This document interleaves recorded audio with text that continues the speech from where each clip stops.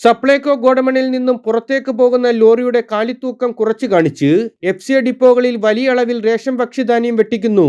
കരുനാഗപ്പള്ളി എഫ്സിഎ ഗോഡമണിൽ നിന്നും സപ്ലൈകോ NFSA ഡിപ്പോയിലേക്ക് കയറ്റിവിട്ട ലോറിയുടെ യഥാർത്ഥ തൂക്കത്തിൽ നിന്ന് 300 കിലോ കുറച്ചു കാണിച്ച് അത്രയും ഭക്ഷ്യധാന്യം കുറച്ച് കൈമാറിയത് സപ്ലൈകോ ഉദ്യോഗസ്ഥർ കഴിഞ്ഞ മാസം കൈയോടെ പിടികൂടിയിരുന്നു.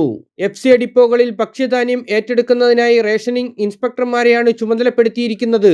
പക്ഷേ ലോറിയുടെ കാലിത്തൂക്കവും പിന്നീട് ഭക്ഷ്യധാന്യം കയറ്റിയ ശേഷമുള്ള ആകത്തൂക്കവും അളന്ന് ട്രക്ക് ഷീറ്റ് റിപ്പോർട്ട് തയ്യാറാക്കുന്ന സ്ഥലത്തേക്ക് റേഷനിംഗ് ഇൻസ്പെക്ടർമാർക്ക് പ്രവേശനമില്ല.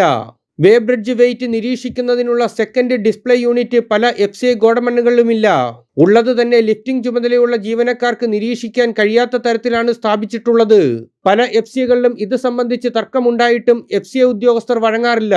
സ്വകാര്യ വേ ബ്രിഡ്ജുകളിൽ സോഫ്റ്റ്വെയർ മുഖേനയാണ് ഭാരത് സർട്ടിഫിക്കറ്റ് തയ്യാറാക്കുന്നത്. എന്നാൽ പല എഫ്സിഎ ഗോഡമണുകളിലും മാനുവലായിട്ടാണ് ട്രക്ക് ഷീറ്റ് തയ്യാറാക്കുന്നത്. എഫ്സിഎ ഡിപ്പോകളിലെ ഇത്തരം ക്രമക്കേട് കാരണം കേന്ദ്ര സർക്കാർ സംസ്ഥാനത്തിന് അനുവദിക്കുന്ന ഭക്ഷ്യധാന്യം വലിയ അളവിലാണ് നഷ്ടമാകുന്നത്. സഹ്യ ന്യൂസ്, കൊല്ലം.